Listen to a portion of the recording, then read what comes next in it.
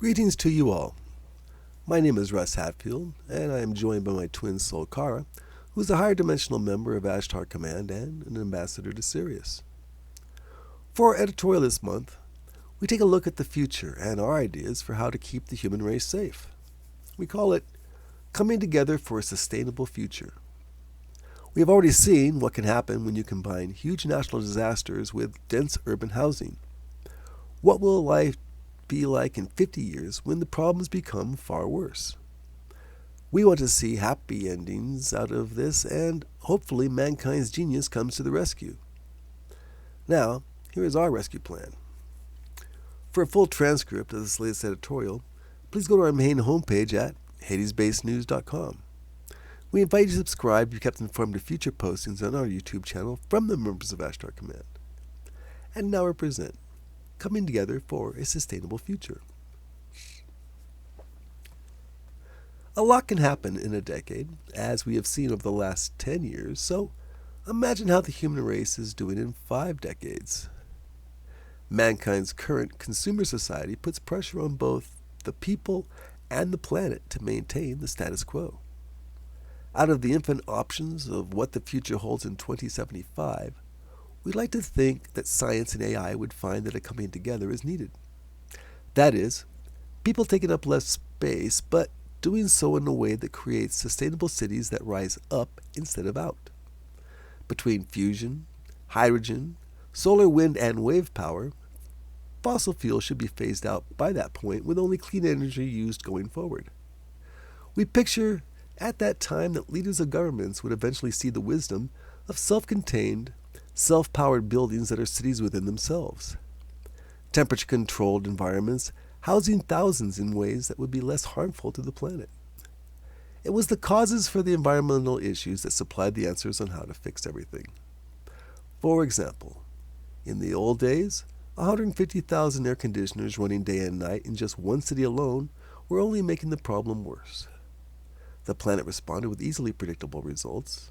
Everything pointed towards bringing people together in ways where they could live with a far better quality of life. It all started in Seattle in the 2030s. 85 miles of land was home to 1 million people. A new city was built, but far enough away from the ocean for it to no longer be a problem. They were building for the future, and mankind was on board. Food was grown or raised either hydroponically or on land that used to be the city. People were done with major events that could wipe out large sections of even the largest city. Now they just wanted the safety of being together in buildings that could withstand anything. So the exodus began along with the greatest construction boom in history.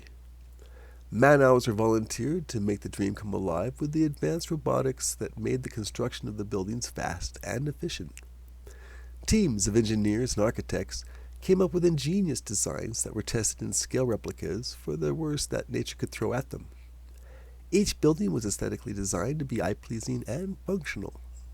If humanity was to survive, it was to be going through understanding and cooperation. The Kellers were one such family who made the transition 4 years ago. Their 2 children attended school on the 2nd floor while Dad worked from home. Mrs. Keller enjoyed working in the hydroponics area, being part of the team that produced the food. At first, the transition took some getting used to, but not as much as expected.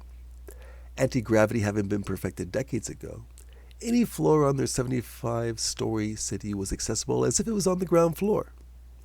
Shopping was a joy, as it was only a few floors down and took up the 4th through 6th floors, as well as other areas to shop higher up in the structure.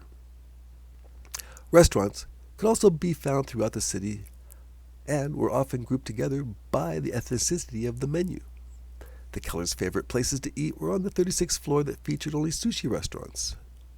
While they had access to other nearby cities, they often found all they needed just where they lived. If anything, they found friendships easier to make, work more convenient, and cultural events they could enjoy as a family. In their opinion, the cities had fulfilled all the promises made during their presentation to the public, just in the lives saved on a yearly basis. The cities were at first considered idealistic, but became a necessary option when humanity found few easy choices in a changing world with unpredictable climate events. Another option that had been offered was to go underground in cities that extended hundreds of feet into the earth. The exact opposite was then proposed, where those same cities would extend into the sky, but now they had windows. Prototypes of both were built, with volunteers from around the globe ready to test them out for which would offer the best chance for lifestyles for the people of the world. The city towers were chosen as the easiest for the transition, as underground life causes stresses on the inhabitants.